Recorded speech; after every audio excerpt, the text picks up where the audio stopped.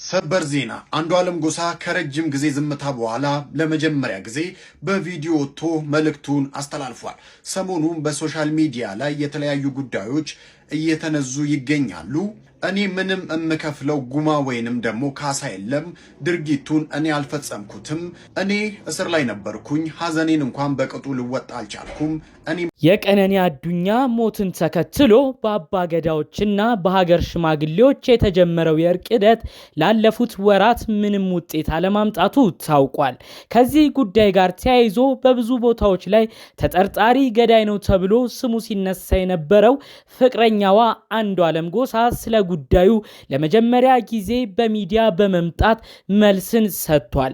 አንዱዓለም በምላሹ የደም ካሳ ወይም ጉማ የሚባል ነገር የለም፣ ድርጊቱን እኔ አልፈጸምኩትም፣ ሐዘኔን እንኳን በቅጡ ልወጣ አልቻልኩም፣ እኔም ባለቤቴን ያጣሁት ሐዘን ውስጥ ነው ያለሁት ብሏል። አክሎም ይህን ተናግሯል። እኔ ከቀነኒ ቤተሰቦች ጋር ጥሩ ግንኙነት እንዲኖረኝ ብዬ አባገዳዎችን የሀገር ሽማግሌዎችን ልክ ያለው የሀገር ሽማግሌዎችም ግራ ቀኙን አይተው ነው የሚወስኑት፣ ለኔ የተለየ የሚወስኑት ነገር የለም በማለት ስለ ጉዳዩ ጠቅለል በማድረግ በአፋን ኦሮሞ ቋንቋ መልእክቱን አስተላልፏል።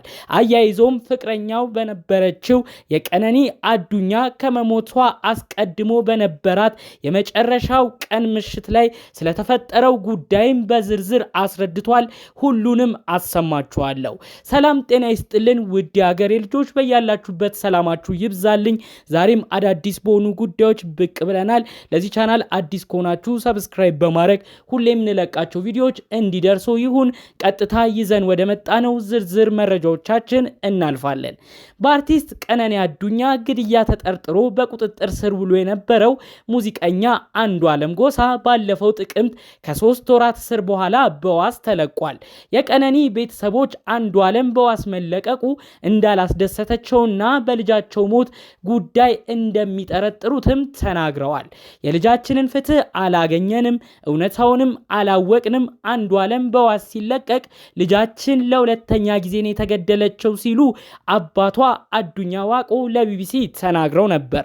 አንዱዓለም ጎሳ በቀነኒ አዱኛ ሞት እጁ እንደሌለበት ሲናገር ቆይቷል። የቀነኒ ቤተሰብ በበኩላቸው ልጃቸው ራሷን ትጎዳለች ብለው እንደማያስቡ ይናገራሉ።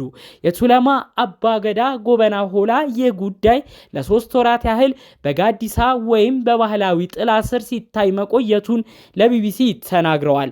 ይህ ጉዳይ በኦሮሞ ገዳ ስርዓት እንዲታይ እንዲፈቀድልን ጠየቅን። ሁለቱም ወገኖች በኦዳ ቡልቱማና በቱለማ ገዳ ስርዓት እንዲታይ ፈቃደኛ ሆኖ ስንመለከተው ቆይተናል። 3 ጊዜ ተቀምጠናል። በእነዚህ ስብሰባዎች ላይ ወደ መጨረሻው የሚያደርሱን ዋና እውነታዎችን ካየን በኋላ አራተኛው ቀጠሮ ጭሮ ላይ አደረግን። በዚህ አራተኛው ቀጠሮ ላይ የሟች አባት አቶ አዱኛ ዋቆ ጋዲሳውን ወይም ጉዳዩን ጥለውብን ቀሩ ይላሉ። ይህ የሆነው ባለፈው ጥቅምት ወር ነው። የሟች አባት የሽምግልና ሂደቱን ካቋረጡ በኋላ 2 ጊዜ ተቀምጠናል ይላሉ አባገዳ ጎበና። አክለውም ጥሪ ቢደረግላቸውም አልቀረቡም። ለ3ኛ ጊዜ ጭሮ ላይ እንዲገኙ ቢነገራቸውም ለመምጣት ፈቃደኛ አልሆኑም ይላሉ። ቢቢሲ የሟች የቀነኒ አባት የሆኑትን አቶ አዱኛ የቀሩበትን ምክንያት ጠይቋል። እሳቸውም እንዲህ ብለዋል። እኛ የአባገዳ ስርዓትን እናከብራለን፣ ነገር ግን በሂደቱ ላይ ጥርጣሬ ስላላቸውና የልጃቸው እውነት ይወጣል ብለው ስላላሰቡ መቅረታቸውን ገልጸዋል። በመቀጠልም ጠቅለል ባለ መልኩ የሟች አባት እንዲህ ብለው ነበር። በጎጁ በኩል እንዲህ ተብሏል። አልገደልኩም፣ ነገር ግን ጉማ ወይም የደም ካሳ እከፍላለሁ እየተባለ ስላለ እኛ ደግሞ እሱን ጉማ አንቀበልም፣ የልጃችንን ጉማም አንበላም ብለን ያልነው ብለው አባትየው ስለ ጉዳዩ ጠቅለል አድርገው በመናገር አሁንም ቢሆን ጉዳዩ እንዲወጣላቸው ደጋግመው መልእክት አስተላልፈዋል። ከዚህ ጉዳይ ጋር ተያይዞ ነው እንግዲህ አንዱዓለም ጎሳ እንደ አዲስ ወደ ሚዲያ በመምጣት ስለ ጉዳዩ ጠቅለል ባለ መልኩ መልእክቱን ያስተላልፈው። እንግዲህ ያው የመልእክቱን ሐሳብ ቀደም ባለው ቪዲዮ ጠቅለል አድርጌ ነግሬያችኋለሁ። እሱ ይህን ድርጊት እንዳልፈጸመ ከቤተሰቦቿ ጋር ጥሩ ጥሩ ግንኙነት እንዲኖረው እንግዲህ ጉዳዩ በእርቅ እንዲሄድ እንዳረገም ጭምር ነው እንግዲህ አንዱዓለም የተናገረው። በመቀጠልም በዛ የምሽት ቀን ከመሞቷ አስቀድሞ በነበረው ቀን ምን እንደተፈጠረም እንግዲህ የራሱን ነገር ሲናገር ነበረ። ራሷን ለማጥፋት ደጋግማ ትሞክር ነበር። በዛ ቀንም ትንሽ ጭቅጭቆች ተጀመሩ። ራሷን ለማጥፋት ስትሞክር ይህ ነገር እረፊ ብዬ ነገርኳት ይላል አንዱዓለም። በመቀጠልም ይሄን ነገር የምትቀጥይ ከሆነ እንደዚህ አይነት ነገር ራስሽ ላይ የምታረጊ ከሆነ ቤተሰብ ባለበት የኔና ያንቺ ነገር እዚህ ጋር ያበቃል ብያለሁ ነው የሚለው አንዱዓለም። ታዲያ እንግዲህ ይህንን በምንነጋገርበት ሰዓት አምልጣኝ ራሷን ለማጥፋት ሞከረች። እኔ ወደ እሷ ቢሄድም እሷን ለማስጣል ግን አልቻልኩም ብሎ እንግዲህ ሐሳቡን የራሱን ነገር ጠቅለል ባለመልኩ እንግዲህ አስቀምጧል ማለት ነው። ይህን ንግግር የተናገረው በአፋን ኦሮሞ ቋንቋ ነው።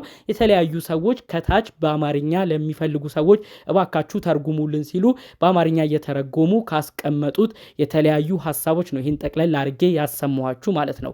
እንግዲህ ቀነኒ ማናት ለሚለው ጠቅለል ባለመልኩ በስተመጨረሻ ይሄን ላክልላችሁ። በምዕራብ ሐረርጌ ዞን ዳሮ ላቡ ወረዳ በሚጨታ ከተማ የተወለደች ቀነኒ ከልጅነቷ ጀምሮ በትምህርቷ ጠንካራ እንደነበረች የህይወት ታሪኳ ያስረዳል። በ2011 ዓመተ ምህረት ከአርባ ምንጭ ዩኒቨርሲቲ በሃይድሮሊክና ወተር ኢንጂነሪንግ ተመርቃለች። ከዚያም በኋላ በኦሮሚያ ክልል ውሃና ኤነርጂ ቢሮ ለተወሰነ ጊዜ ሰርታለች። ቀነኒ በሞዴሊንግ በማስታወቂያና በመዝናኛ ስራዎቿ ትታወቃለች። ሞዴል እንዲሁም የማስታወቂያ ባለሙያ የሆነችው ቀነኒ አዱኛ መጋቢት 1 ቀን 2017 ዓ.ም ሌሊት 10 ሰዓት አካባቢ ጮኛዋ ጋር ከሚኖሩበት ውዳሴ ከተሰኘው ህንፃ 5ኛ ፎቅ በረንዳ ላይ ምክንያቱ ባልታወቀ ሁኔታ መውደቋ ለህልፈቷ ምክንያት መሆኑን ፖሊስ አመላክቶ ነበር። እንግዲህ ጠቅለል ባለመልኩ ከሰሞኑ እንግዲህ የሟች የቀነኒ ጉዳይ እንደ አዲስ እየተነሳ ይገኛል። ይህንንም በማስመልከት ነው አንዱዓለም ደግሞ አሁን ላይ መልስ የሰጠበትን ነገር እንግዲህ ጠቅለል አድርገን መረጃውን ያካፈልናችሁ ማለት ነው። እንግዲህ የነበረው የአባ ገዳ ስርዓት እንዲሁም የነበረው የሽምግልና ስርዓት መፍረሱን ምክንያት በማድረግ እኛም የደም ካሳ አንበላም አንቀበልም እውነታው ይውጣልን ብለው አባትየው ላስተላለፉት መልእክት ይመስላል።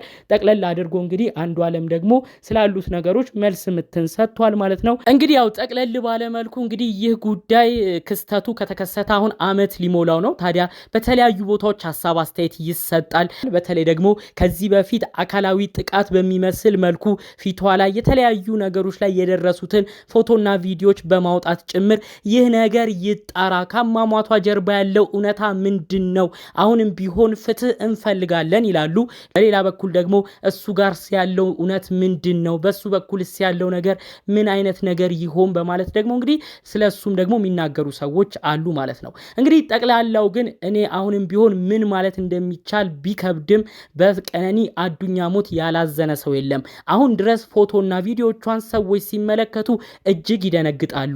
እንደ ራሳችን እንደ ስጋ ዘመዳችን ታሳዝነናለች፣ ባጭሩ ተቀጥፋብናለች በማለት ነው ብዙዎች ኮሜንት የሚያደርጉት። የእውነት አሟሟቷ እጅግ ያሳዝናል። በዚች እህታችን አሟሟት እጅግ ለተጨነቁ እጅግ አሁን ድረስ በመጥፎ በሐዘን ስብራት ለሚገኙ ፈጣሪ አምላክ መጽናናቱን እንዲያድላቸው የእውነት ከልብ በመመኘት የዛሬን መረጃዎችን እዚህ ጋር አበቃለሁ። በሌሎች ጉዳዮቻችን እስክንመለስ ሰላሙን ሁሉ ተመኘውላችሁ።